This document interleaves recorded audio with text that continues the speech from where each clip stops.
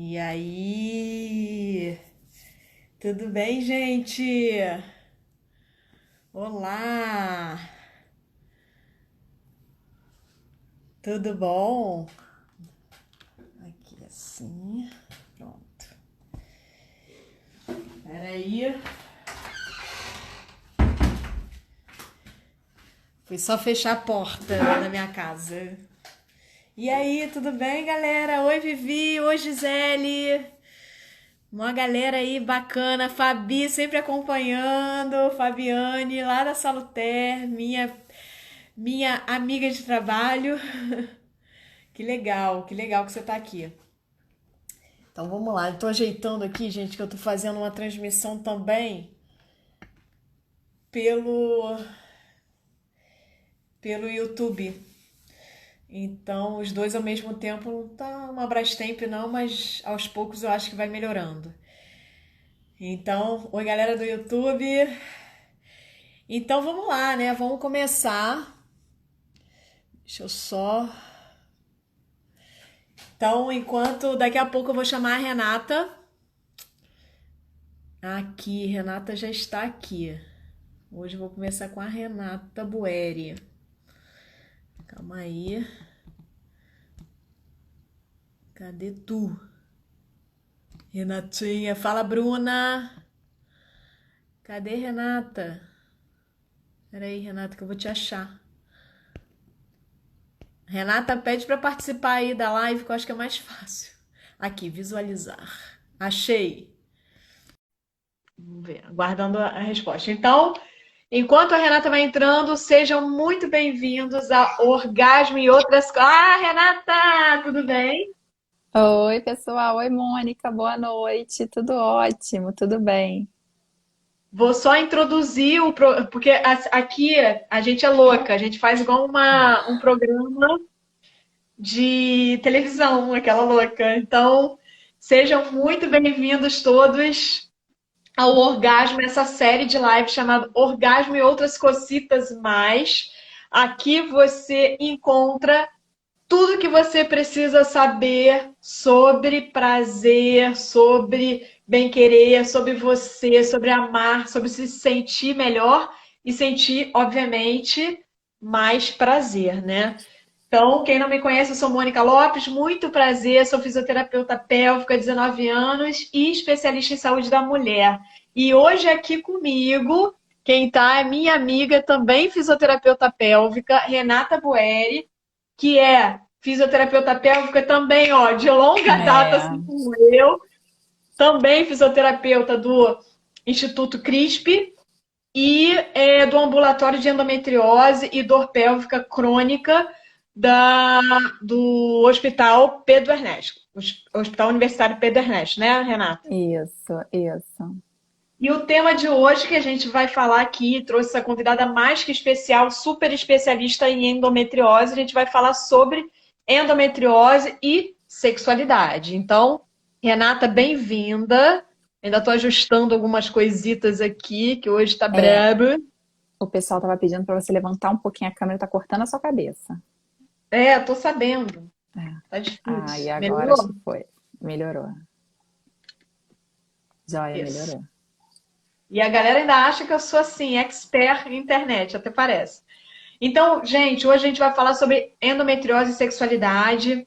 Renata, seja muito bem-vinda. Se você quiser ainda fazer mais alguma apresentação, eu só tenho que te agradecer. E vamos começar, né? Fala aí pra galera. Não, imagina, foi super bem apresentada, gente, tá?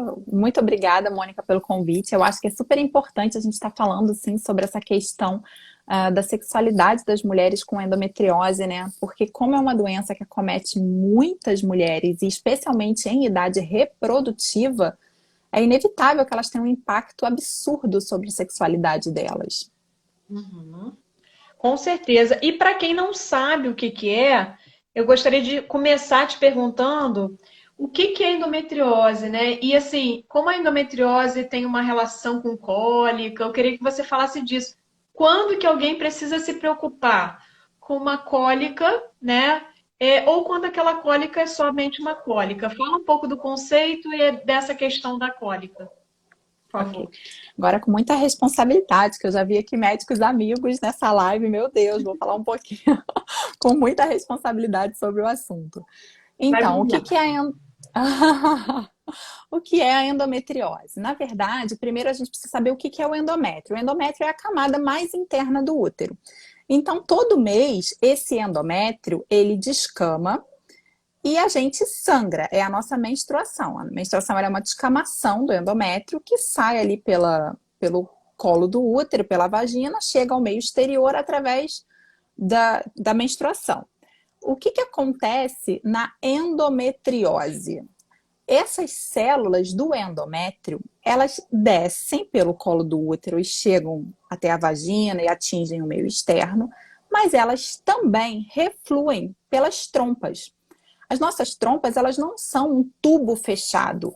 Elas ficam mais ou menos assim, ó, no ovário. Aqui é como se fosse um ovário e aqui é como se fosse a tuba uterina, a trompa. Então, ela não é totalmente fechada. Então, essa menstruação, ela, além de sair para o meio externo, ela reflui pela trompa e cai dentro da cavidade uterina. Perdão, dentro da cavidade abdominal.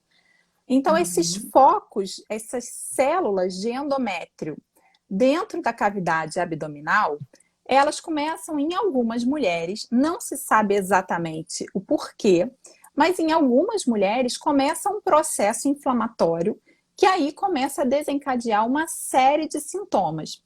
Na imensa maioria das vezes, todas as mulheres têm essa menstruação retrógrada. É algo quase que fisiológico.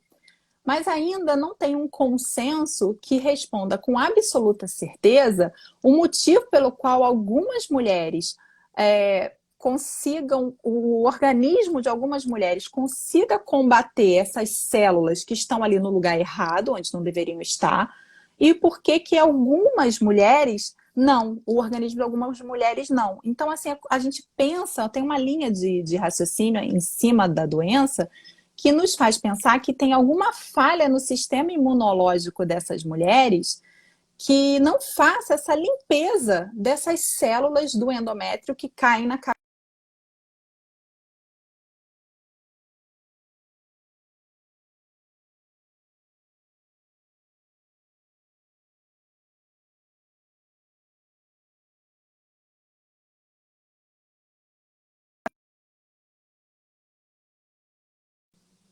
Renata? Oi? Voltou. Oi, eu tô Voltou. aqui. Estava ainda no Oh. meio de uma explicação, falando de algumas mulheres que têm. Todas as mulheres têm um refluxo, mas daí que você estava falando. Sim, na verdade, todas as mulheres, a imensa maioria das mulheres, elas fazem essa menstruação retrógrada, só que nem todas desenvolvem a doença. Gente, a internet está ruim, está travando? Eu acho que agora parou. Vamos ver se a galera responde aí. Parou de travar, galera? Eu até já tirei do meu Wi-Fi. Quando começa a travar, eu tiro. Ah, então pronto. Porque para mim aqui eu continuei falando normalmente, você que ficou congelada. Então, voltando lá ao raciocínio. Então, assim, a gente acredita, tem uma linha de raciocínio que crê que algumas mulheres têm alguma deficiência imunológica que faz com que o organismo delas não consiga ir lá e limpar essas células de endométrio que estão fora da cavidade uterina, que se implantam ali na parede, na cavidade abdominal.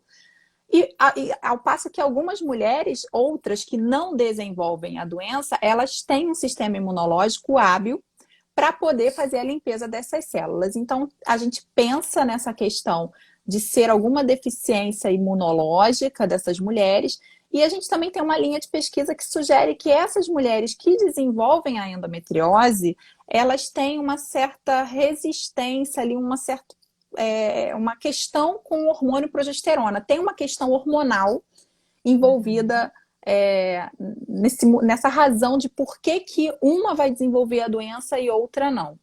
E uma vez que cai na cavidade abdominal, que essa célula que esse sangramento reflui pela trompa, essas células de endométrio caem na cavidade abdominal, elas podem se implantar ali em diversos lugares. Então, esse foquinho, esse sangramento, ele vai caindo ali e vai se alojando. Só que imagina, a mulher menstrua. todos os meses. Todos os meses tem sangramento. Todos os meses reflui. Então, é uma coisa muito crônica. Esses foquinhos, eles podem se implantar tanto no espaço entre o útero e o reto, podem se implantar no ovário, que aí a gente chama de endometrioma, podem se implantar na superfície do útero, do lado de fora do útero, pode se implantar, por exemplo, no espaço entre o útero e a bexiga, no compartimento mais anterior. E eles podem simplesmente ir para qualquer lugar. Por exemplo, ir para o diafragma, ir para o pulmão, ir para o sistema nervoso central. Então, uma vez que cai na corrente sanguínea, que cai nessa cavidade, esses focos eles podem se espalhar. Não é comum que eles vão para pulmão, para sistema nervoso central, não é comum, mas é possível. Mas, por exemplo, pode, sim, tem uma colega que botou aqui, já escutei de endometriose no pulmão. E um caso clássico de quem tem endometriose no pulmão, por exemplo, é aquela paciente que às vezes se interna com alteração respiratória, com insuficiência respiratória, exatamente no período menstrual. E é aquela paciente que conta história, às vezes, ai, meu Deus, esqueci o nome, de sangue no pulmão. Perdi aqui, ó. Edema agudo de pulmão? Não é edema. O nome tá aqui na ponta da língua, daqui a pouco eu acho. Mas hemotórax. Que fazem quadro de hemotórax exatamente dentro do período menstrual. Então, é possível que isso aconteça. Ela pode ir para a bexiga, e aí essa paciente pode ter problemas urinários. Os foquinhos podem ir para dentro do intestino ou somente obstruir o intestino por essa parede do intestino ser próxima à parede posterior do útero. Então, às vezes, eles vão crescendo ali, eles empurram esse intestino e podem causar até uma obstrução dessa luz intestinal, se essa doença crescer demais, enfim. Enquanto ela não está assim, né, tão exuberante, às vezes também tem algum sinal no intestino que são aquelas fezes afiladas, né, no período menstrual. Eu queria que você falasse sobre os sintomas de um modo geral. O que é mais comum da gente observar na endometriose? Então, assim, quando a gente fala de endometriose, a primeira coisa que a gente pensa são as menstruações muito dolorosas. E aí, quando você me perguntou o que diferencia uma cólica normal de uma cólica da endometriose, a cólica da endometriose, na maioria das vezes, ela não cede com medicações simples, com analgésicos simples.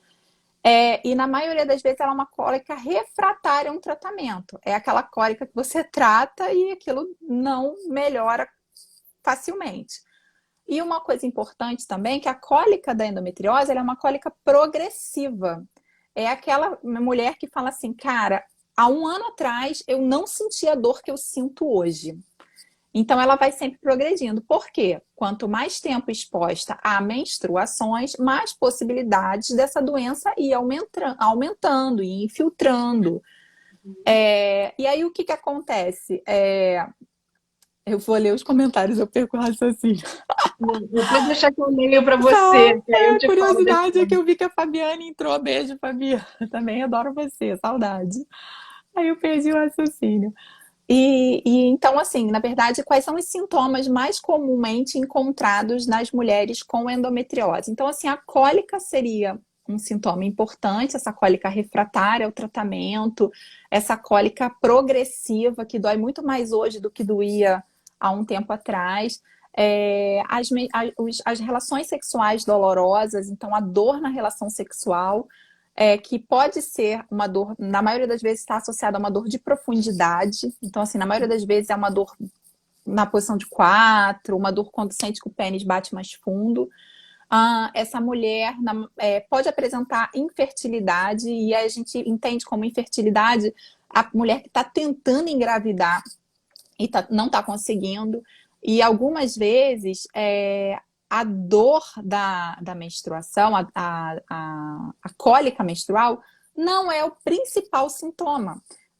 Tem 10% das mulheres que têm endometriose que não tem sintoma, que têm a doença e que sequer sabem que têm a doença, e que acabam, às vezes, descobrindo essa doença ou num exame de rotina sem querer, ou quando estão tentando engravidar e essa gestação não vem. Começa a demorar muito, e aí quando o médico começa a pedir aqueles exames pré-natal, e aí acaba descobrindo que essa mulher tem endometriose. Então, um outro sintoma da endometriose seria a infertilidade. Só que por muito tempo, esses 3 sintomas, a dor na relação sexual, a dor da cólica e a infertilidade, ficou como se fosse uma tríade da doença. Só que hoje em dia a gente sabe que essa doença ela pode comprometer muito mais sistemas do que só esses 3. Então essa mulher ela pode também apresentar sintomas urinários, que na maioria das vezes são sintomas obstrutivos. É aquela mulher que senta para fazer xixi, o jato do xixi demora a começar, ou então ela tem que fazer força com a barriga para poder dar o início do jato. Então, a mulher que faz força abdominal para poder esvaziar, que tem dificuldade de esvaziamento, ou a mulher que tem sintomas irritativos, que é aquela pessoa que fala assim, olha, eu faço xixi de hora em hora, só que não era assim. Há um ano atrás eu não tinha essa sintomatologia. De repente eu comecei um quadro de aumentar minhas idas até o banheiro, aumentar minha frequência urinária, e hoje em dia eu faço xixi de hora em hora. Atrapalha muito a minha qualidade de vida. Eu levanto muitas vezes à noite para fazer xixi. Isso a gente também tem que pensar. Se aconteceu de forma progressiva, se vem piorando a cada mês, a gente pode pensar e associar sempre a endometriose. Se essa mulher traz a queixa de que a frequência urinária dela piora muito no período menstrual, aí acender realmente uma luz. E os sintomas gastrointestinais, por exemplo, aquela mulher que sente diarreia no período menstrual, que é muito comum, que nos faz pensar na endometriose. E como a endometriose ela é uma doença crônica, é uma doença inflamatória, é uma doença de caráter progressivo, alguns outros sintomas gerais que são muito característicos de doenças crônicas também podem estar presentes. Só que às vezes eles passam batido. Por exemplo, aquela mulher que queixa-se de fadiga crônica, de dor nas articulações, aquele cansaço, aquele desânimo, especialmente quando a menstruação está para chegar, aquela mulher que fica arrasada, não tem vontade de fazer nada. A dor nos membros inferiores, aquela dor na menstruação que dá na região lombar, que desce para as pernas. Aquela mulher que quando está no período menstrual começa a sentir aquela dor tipo dor ciática que irradia lá até o pé. Então isso tudo faz a gente pensar na endometriose. Eu fico imaginando assim, do mesmo jeito que a vulvodínia, porque é uma dor crônica também, tem essa característica, o quanto que essas mulheres devem sofrer também para achar um verdadeiro diagnóstico, porque tem muita coisa parecida. A própria irritação que você falou, né, de aumentar a frequência e ter essa atenção aí para esse aumento da frequência urinária, né, quando está ali no período menstrual, né, talvez passe batido e aí vai toda vez ao banheiro, é só uma bexiga hiperativa, pode confundir essa hesitação com uma síndrome da bexiga dolorosa. Eu fico imaginando o quanto de miscelânea deve ter nessas questões e o sofrimento dessa paciente até achar um diagnóstico correto para poder fazer um tratamento adequado. A Maria de Migueli, ela é uma fofa. Está perguntando se a enxaqueca no período menstrual pode estar relacionada à endometriose, Renata. Na verdade, as mulheres que têm endometriose, elas têm uma relação entre a endometriose e outras dores crônicas. Então, todo mundo que tem endometriose vai ter enxaqueca? É possível que tenha muitas, porque é uma doença crônica e a enxaqueca crônica é outra doença crônica. Então é muito comum, por exemplo, a mulher que tem endometriose, ela ter a síndrome da bexiga dolorosa, ela ter outras doenças crônicas associadas. Até a disfunção da temporomandibular é comum elas terem associados. Então, às vezes, não é uma doença crônica, é um combo de doenças crônicas. Mas nem toda mulher que tem enxaqueca tem endometriose. É possível que a mulher que tem endometriose tenha enxaqueca e nem todo mundo que tem enxaqueca é um sintoma. Sozinha, enxaqueca sozinha, solta, sem nenhum outro, não é um sintoma de endometriose. Mas se essa mulher, é comum ter várias doenças crônicas. Teve um estudo de 2013, Mônica, que chegou à conclusão de que as mulheres aqui no Brasil, demoram em média 4 anos para poder ter o start que tem alguma coisa errada acontecendo com elas quando o assunto é endometriose. Então, elas levam mais ou menos 4 anos para poder procurar ajuda médica. E depois Uhum. que ela procura ajuda médica, ela leva em média mais 4 anos até chegar no diagnóstico final. Então, assim, tem uma média, assim, a gente tem uma média de tempo aqui no Brasil entre o início do sintoma e essa mulher ter finalmente o diagnóstico dela é entre 6 e 7 anos. Entre 7 e 8 anos. Então, imagina uma mulher que está sentindo dor na relação sexual, que sente uma dificuldade de evacuar, todas as alterações que a endometriose pode trazer por 8 anos, 7, 8 anos. Então, esse tempo, esse longo tempo de exposição aos sintomas começa a trazer algumas alterações importantíssimas que vão mudar muito esse quadro clínico, vão atrapalhar muito esse quadro clínico lá na frente. Com certeza. É como qualquer dor crônica, né? Nesse sentido, né? Quanto mais tempo demora a procurar, mais sensibilizado fica o sistema nervoso Isso aí. central, mais fácil a abertura para as outras dores, né? Como você falou. Então, não é incomum o que você falou, né? A gente vê uma paciente que tenha vulvodínia e que tenha endometriose, que tenha fibromialgia, que Vaginismo, tenha síndrome do colo irritável, vaginismo, né? Vaginismo, então, o porque tempo todo. acaba sentindo dor e acaba entrando nesse padrão de contração involuntária toda vez que tem uma ameaça, Isso. porque é uma área e é uma parte que fica realmente sensibilizada na sexualidade dessa mulher. E o emocional também, né, é um estrago para o emocional.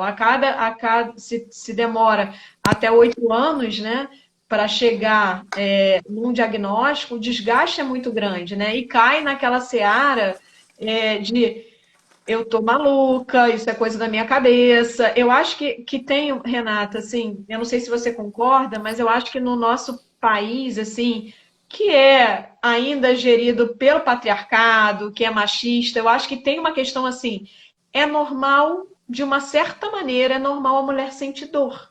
Então, assim, a dor menstrual é encarado com muita naturalidade. Ah, isso é só dor menstrual. Entendeu? Então eu fico imaginando que também isso atrapalhe muito, né? Você diminuir a queixa do outro, não a gente como agente de saúde. Eu digo, às vezes até agentes de saúde diminuem. Infelizmente a Sim. gente sabe dessas, né, histórias que os pacientes às vezes trazem para a gente, né, trazem para a gente histórias sobre isso. Gente, eu não sei se parou só o meu ou se foi o da Renata. Voltou. Eu ainda estou vendo vocês aqui, você. Voltou, mas tá meio oscilante. Porque eu não sei, você ouviu o que eu tava falando, Rê? Ouvi tudinho. Oi? Ouviu tudinho? Então Ouvi, sou eu que não ouvi. tô te ouvindo direito. Bem, eu vou fazer uma pergunta. Galera, responde aí se vocês estão ouvindo a Renata ou é normal. Tá.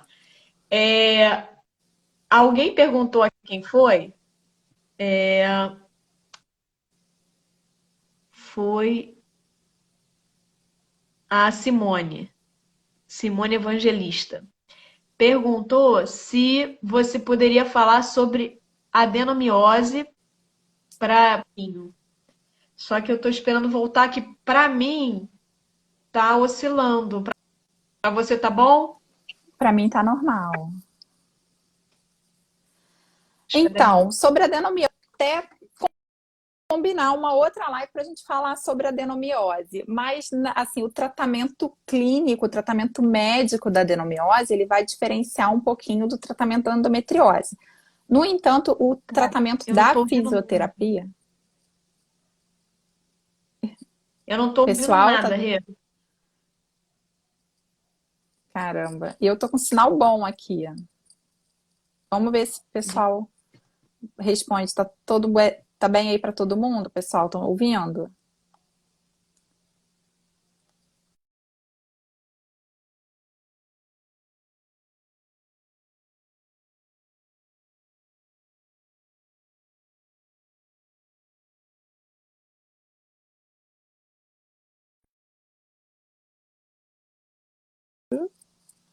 Oi, Ah, voltou? agora voltou. Eu não ouvi absolutamente nada. Você ouviu uma pergunta que foi a Simone que pediu para falar mais de adenomiose? Sim, aí eu respondi seguinte, que a gente pode até combinar uma outra live para eu falar um pouquinho sobre a adenomiose, que o tratamento médico, o tratamento cirúrgico e medicamentoso da adenomiose vai diferenciar um pouquinho do tratamento da endometriose. Mas tem uma coisa interessante que eu gosto sempre de deixar muito, assim, ressaltar muito, muito, muito, muito, muito, é que a fisioterapia... Ih, meu Deus, está dizendo que travou. Mônica travou agora. Agora eu tô ótima aqui, ouvindo tudo.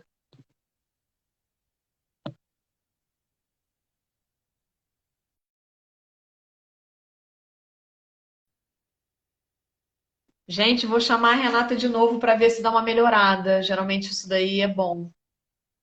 Vamos ver. Pra gente continuar, tá?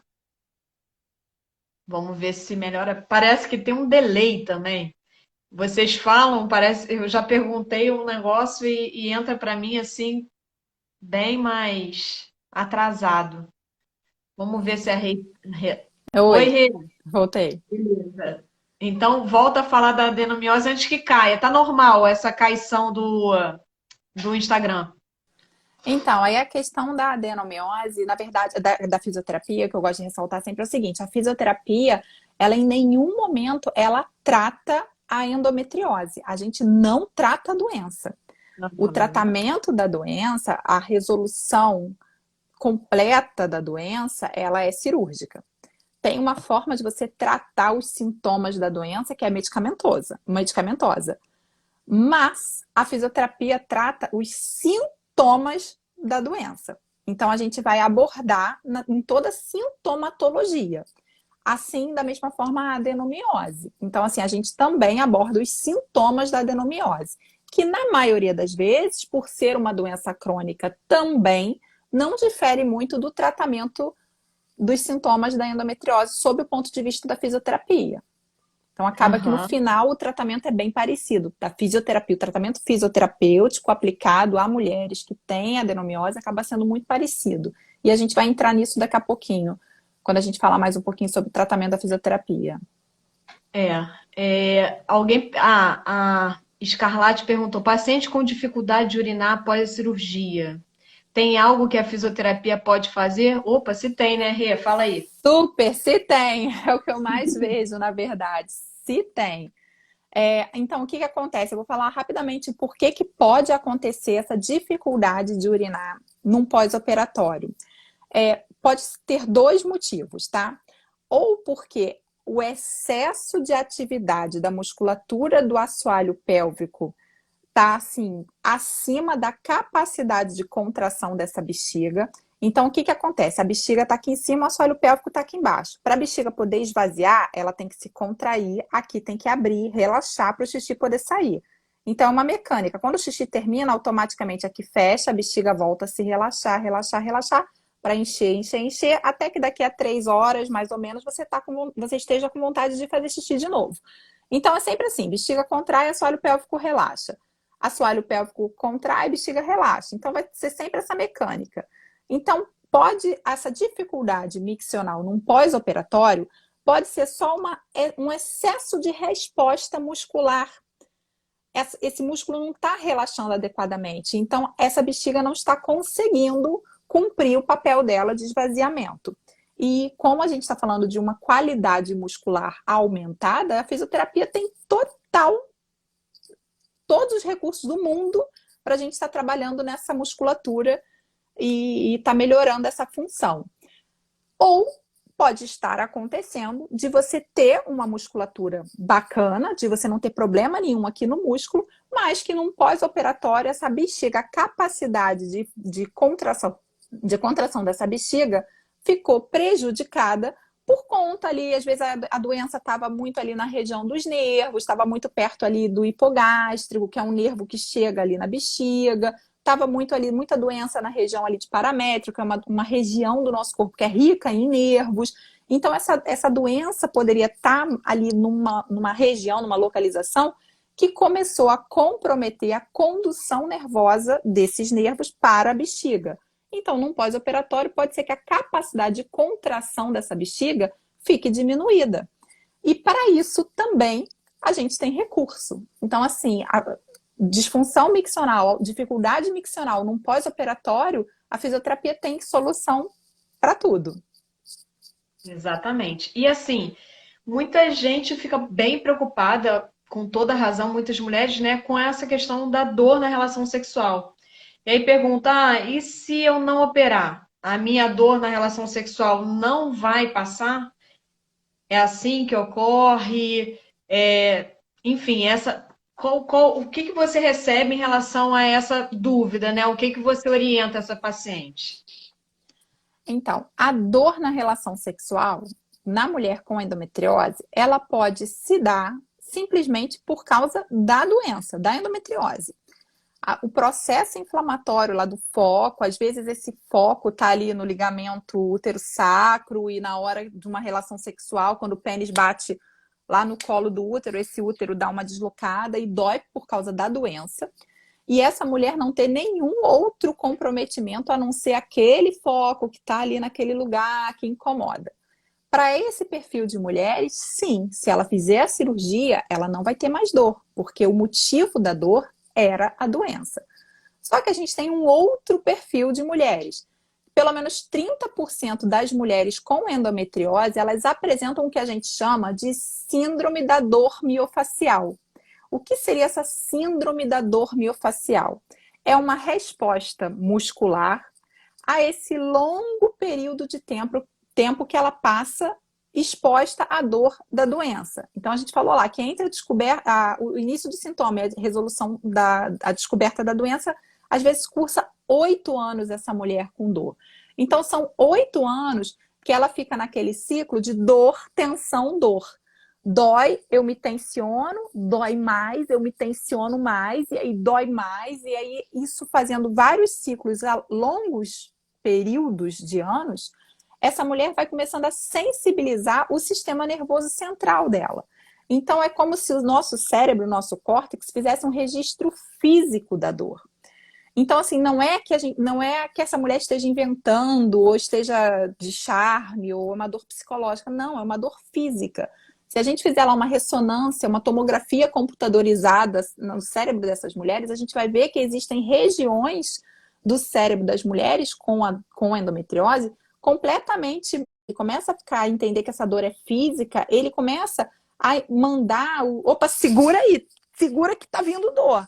Então ele começa a mandar uma resposta para os músculos, tipo assim, segura que lá vem dor. Então vai mudando toda uma mecânica corporal. Então você tem toda uma mudança dessa biomecânica, uma mudança na tensão desses músculos.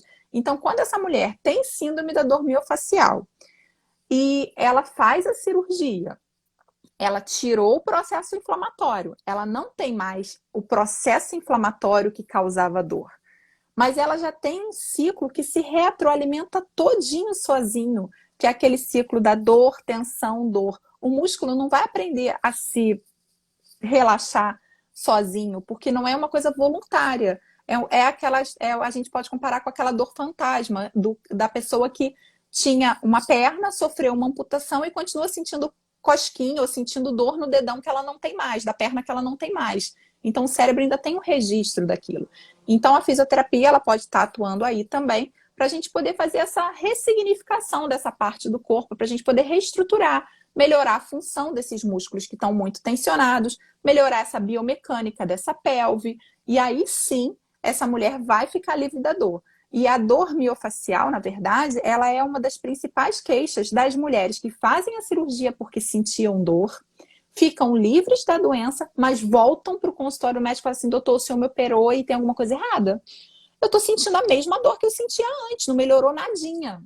Então, essas mulheres, se fossem vistas, talvez, num pré-operatório, a gente teria identificado essa dor miofacial, a gente poderia ter abordado num pré-operatório e ela poderia chegar melhor num pós-operatório. Mas, se ela não foi vista, a gente ainda tem o que fazer por ela se essa dor persiste no pós-operatório. Eu acho muito importante o que você está falando, porque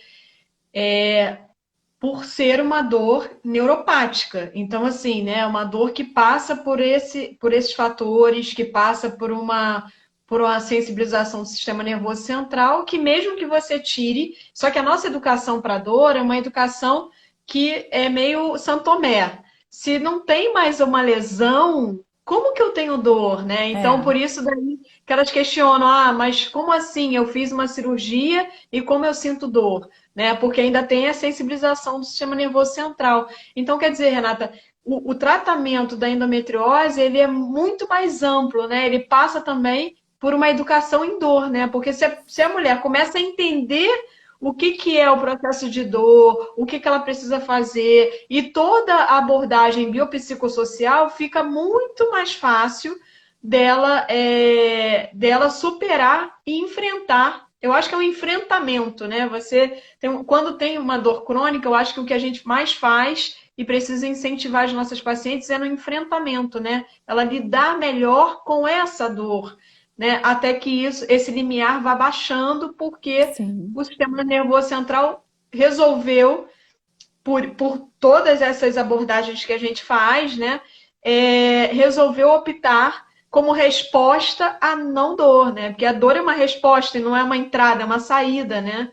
Então, acho que, assim, eu acho que eu vejo você e já vi que você, no seu curso, aborda isso, né? Você aborda essa questão biopsicossocial, essa questão de educação e dor, né, Renata? Sim, sim. É muito importante, até porque se a gente considerar que é uma doença crônica, é uma dor crônica. E dor crônica não tem cura. Essa dor, ela pode voltar. Ela pode voltar. A mulher pode passar períodos sem dor alguma, com essa dor controlada, e ela pode ter uma recidiva. Então, assim, é muito importante mudanças, medidas educativas, mudanças realmente de comportamento biopsicossocial, é muito importante. E outra coisa muito importante é essa mulher entender o que ela tem e se apropriar disso, porque muitas vezes ela própria sabe manejar a dor. Então, assim, muitas vezes ela própria percebe que a dor vai começar, ela já tem recursos para interceptar isso sem entrar naquela crise de dor e ter que voltar para mim toda vez. Então, assim, Exatamente. eu dou muita munição para essa mulher, para ela poder combater essa dor sozinha, talvez sem precisar, porque senão a paciente vai ficar eterna na fisioterapia, né? A paciente com dor crônica. E não justifica, não faz nenhum sentido a gente ficar com a paciente ad eterno no consultório. Então, assim, eu gosto muito de trabalhar com isso, dar munição para essa mulher para ela poder combater o problema que ela tem, né? Que ela está sentindo naquele momento. Munição igual a autonomia, né? O que a gente Exatamente, procura é isso isso, aí. né? Da autonomia. Você falou uma coisa É. muito legal, porque dessa munição, gostei desse exemplo, dessa analogia, porque é isso que a gente fica procurando fazer, né? Dar autonomia. A gente não quer realmente que a paciente fique dependente, a gente quer que a paciente voe, né? Vá seguir a vida dela. Mas essa abordagem, né? O que você falou desse enfrentamento, dela saber manejar.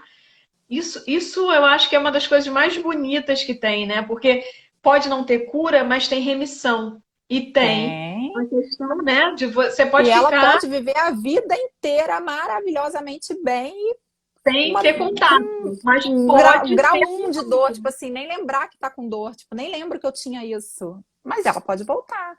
E aí pode Aham. voltar por conta de um trauma físico, pode voltar por conta de um trauma psicológico, um período de estresse, é muito comum. Como a gente sabe que a sensibilização central, ela também faz umas alterações realmente físicas ali. Essa mulher, sei lá, passou por um problema no trabalho, um estresse, sei lá, um divórcio, uma separação, uma perda. Essa dor volta. Essa dor pode voltar. É que nem um torcicolo, né? Você pode ter várias vezes na vida. Pode ser que você tenha tido um torcicolo só uma única vez e nunca mais tenha, mas pode ser que você toda semana tá lá de pescoço duro. É verdade. É verdade. Acho que é Simone, não sei, Viana aqui tá falando. Vamos lá. Se a pessoa beber 1 litro de água de uma vez, ela vai ao banheiro, vai. A gente espera que vá, né, Renata? É. Não vai conseguir esvaziar de uma vez. A próxima ida ao banheiro tem que ser só depois de 3 horas? Não, Cara, não. você quer Não, falar depende da sobre isso? ingesta. Não, acho que a gente pode falar junta, né? Depende da ingesta. A balança da micção é uma relação entre oferta e eliminação. Então, assim, numa ingesta, sei lá, normal, uma ingesta normal, eu não sei que conta você usa, mas eu uso 30 ml por quilo de peso. Eu Então, vamos também. supor, uma mulher com 60 quilos, a ingesta de água normal para uma mulher de 60 quilos seria 1,8 litro. Então, se essa e não é 1,8 litro de uma vez, é 1,8 litro dividido ao longo das horas. O que eu só oriento é que não seja à noite. Não acorda para beber água. Você bebe água até a hora ali do jantar e depois não beba mais. Então, seria 1,8 litro dividido ao longo do seu dia. E aí, para uma ingesta normal, o normal é em torno de 3 horas essa mulher fazer xixi. Mas sei lá, fui para academia, me deu sede à beça, tomei um isotônico, sei lá, tomei um chopinho. Óbvio que você não vai conseguir manter esse intervalo. Tomei 1 litro de uma vez, você não vai conseguir manter esse intervalo. Depende da oferta, que tem esse Exatamente. balanço. Exatamente. Eu faço a mesma conta e, assim, eu só peço para paciente evitar de ficar segurando muito tempo. É uma questão óbvia. Você não pode ficar a vida inteira, por exemplo, quem segura muito, que tem mania disso, é professor, né? Porque vai dar aula, se Não empolga pode. e acaba não podendo sair, advogado também, por causa de audiência. Então, assim, eu peço sempre para tentar o intervalo ser no máximo de 3 horas, né? Porque a gente sabe que o intervalo, sei lá, de livro fala assim, de 4 em 4 horas. Eu acho muito. Acho que a bexiga, se você tiver uma ingesta adequada, eu acho muito. Então, eu prefiro trabalhar com um pouco menos para não sobrecarregar a distensibilidade da bexiga só. É, concordo Entendeu? também, Mônica. Eu faço bem parecido com você. Quer dizer, a gente faz igual, né? A Eliane tá aí na área, Eliane Gouveia, grande Eliane, Gisele tá aí, ó. Tá aí Cria. também. Alguém perguntou aqui se pós-cirúrgico pode voltar. Eu acho isso importante. A endometriose, ela Uhum. pode voltar. Então, assim, você pode operar, assim, quando a paciente vai para uma cirurgia, o esperado do médico cirurgião é remover todos os focos. É realmente essa paciente sair limpa. Mas pode voltar. Aham. E a questão da fertilidade, né? Você me contou uma coisa que eu achei legal de uma paciente que ela tinha operado e tal, e aí ela falou: não, mas eu não tô conseguindo engravidar. E aí você, conversando com ela, você descobriu uma coisa. Fala pra gente disso que eu achei super interessante, desse caso, dessa paciente.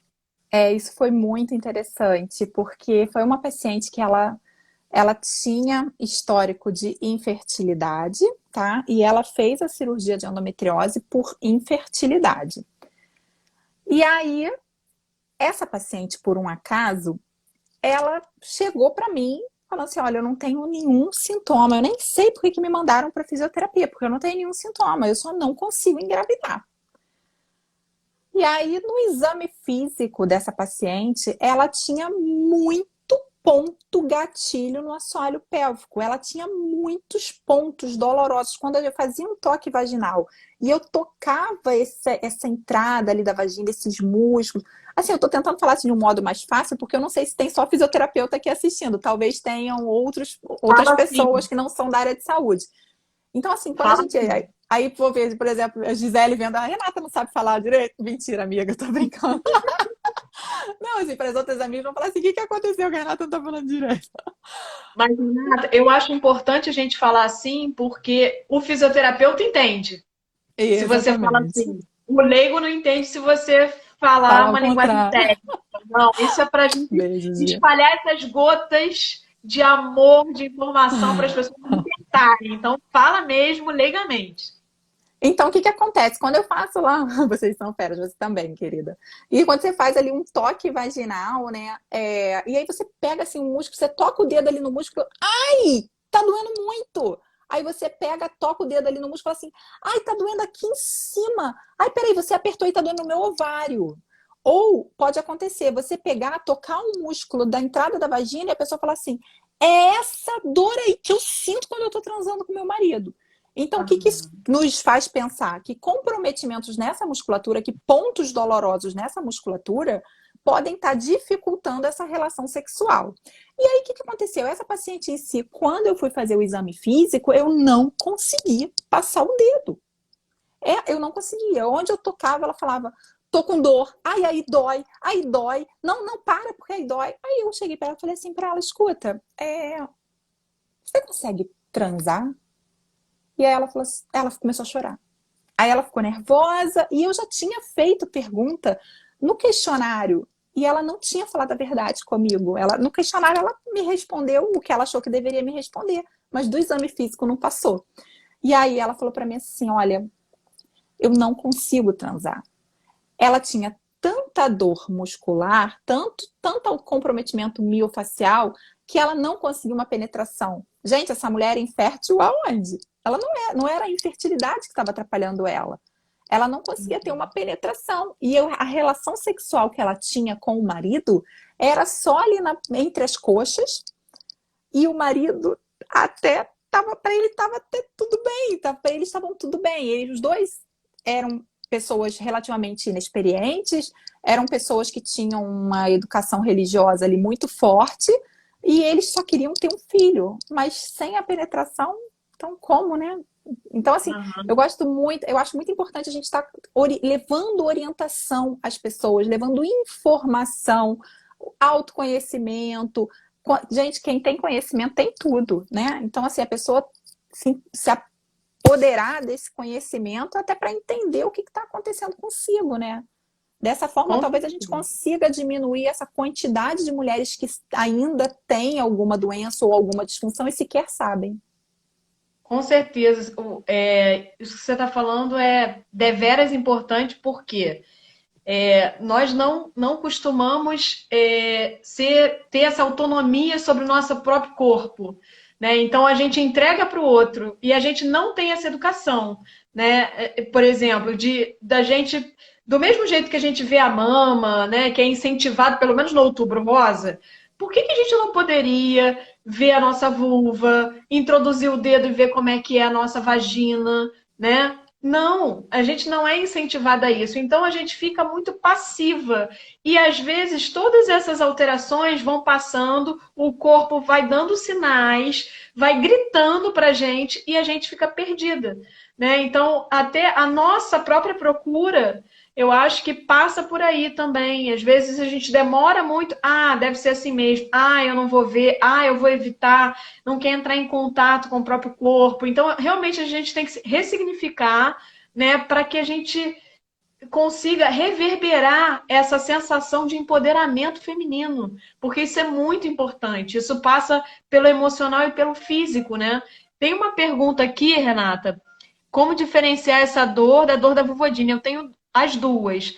Bem, você quer responder? Quer que eu fale? Você é convidada, você que sabe. A gente pode trocar figurinha aí. Eu acho que, na verdade, é uma dor muito semelhante. No entanto, a questão da vulvodine, acho que chama mais atenção, é a ardência, né? Mas em relação aos pontos gatilhos, ao aumento de tônus dessa musculatura, é muito semelhante. Mas quem sabe de vulvodine mais do que eu é a Mônica. Complementa aí, Mônica. Tem uma coisa também interessante, por isso que a gente faz live, né? Que aí você me salva na endometriose. E vamos que vamos. A Renata também trata vulvodínia, não é isso, tá, gente? Pelo amor de Deus. O negócio, assim, é que... Mas eu levantei o dedo rapidinho. Eu também, assim, eu vou te falar, se chega pra mim e eu percebo que é vulvodínia, eu prefiro mandar pra você.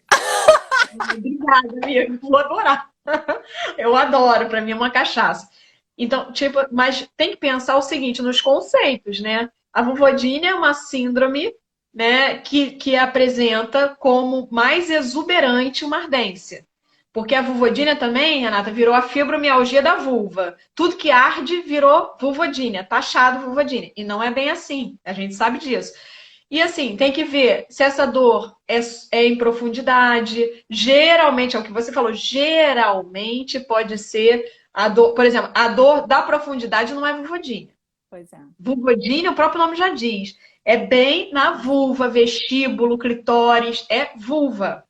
Então, não pega essa dor em profundidade. Primeira coisa.